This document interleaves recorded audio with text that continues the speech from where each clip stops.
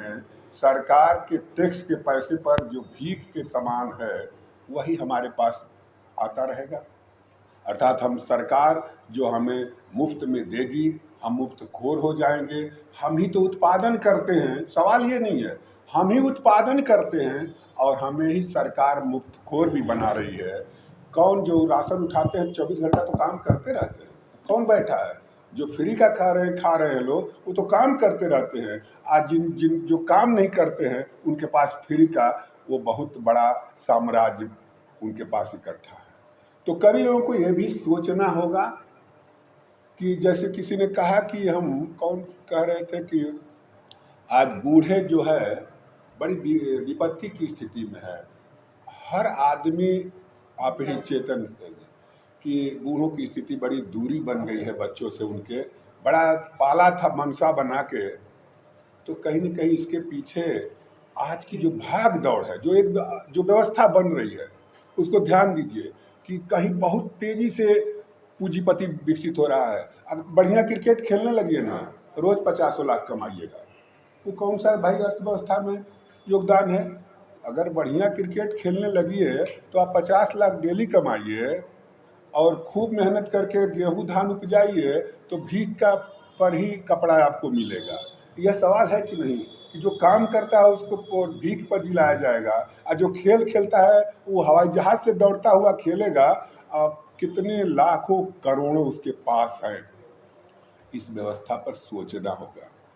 कवि लोगों को भी, साहित्यकार लोगों को भी सोचना होगा कि जो वास्तव में काम कर रहा है वही सबसे कमज़ोर है आर्थिक रूप से, और जो पता नहीं तीन तिकड़म है कि क्या है, उनके पास तेज़ी से धन जा रहा है। आपके पास जो कुछ भी सरकार के पास है उसकी खरीद लेने की औकात बन रही है।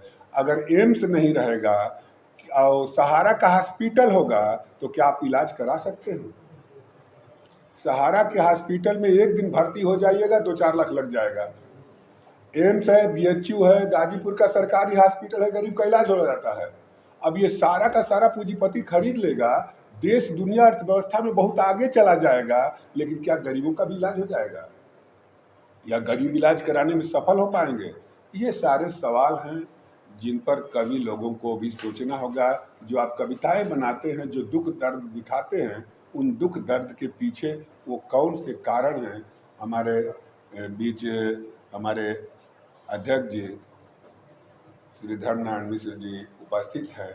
इस सब चीज़ों की बहुत चीज़ों पर अच्छा आपको सुझाव देंगे। और इसी के साथ मैं अपनी बात आप लोगों के लिए, आप लिखते रहें, बढ़िया लिखें, समाज विश्लेषण अपनी कविता में करते रहें। आप लोगों को बहुत बहुत बधाई। तजिया ढोवे मेल भावना से, ये पूरा समाज का सांस्कृतिक स्वरूप है। दोस्तों, यह हिंदुस्तान वास्तव में मिली जुली संस्कृति का, कॉम्पैक्ट कल्चर का एक बहुत बड़ा उदाहरण है। और इस पूरे कॉम्पैक्ट कल्चर में हम लोग किस तरीके से जीते हैं, अपने आप को बहुत घुला मिला लेते हैं।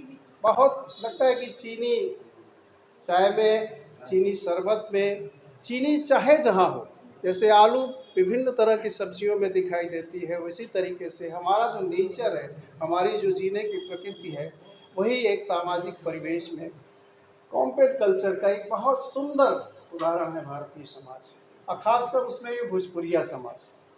भोजपुरिया समाज में हर एक व्यक्ति के नाम, हमने कमालुद्दीन को कमलुआ बोलते हैं, बहुत अच्छा गाड़ी वाड़ी बनाता, हजामत बनाता है, तो वास्तव में तो उसका कमालू नाम है। कहीं वास्तव में उसका कमालू नाम मैं बोल रहा हूँ, क्यों कि उसके घर में, उसके सामाजिक परिवेश में, उसकी भोजपुरिया भाषा की जीवन जीने की जो भाषाई जीवन पद्धति है, उसमें उसको कमालू ही बोलते हैं। लेकिन बात अभी देखा जाए तो उसका सर्टिफिकेट में कमालुद्दीन है, आधार में उसका कमालुद्दीन नाम होगा। पकरुआ जैसे मैंने कहा, शमसुआ जैसे कहा, यह जो भोजपुरियापन है, वो जीवन जीने की जो पद्धति है, हम जिस भाषा में, जिस भाषा को जीते हैं, हम जिस संस्कृति को जीते हैं, जिस मिठास के साथ और जिस नफासत के साथ जीते हैं, गौरव के साथ जीते हैं, उस सहजता से हमारे जीवन में घुला मिला होता है। हम चाहेंगे कि यह जो हमारा एक कविता और पढ़ रहे हैं।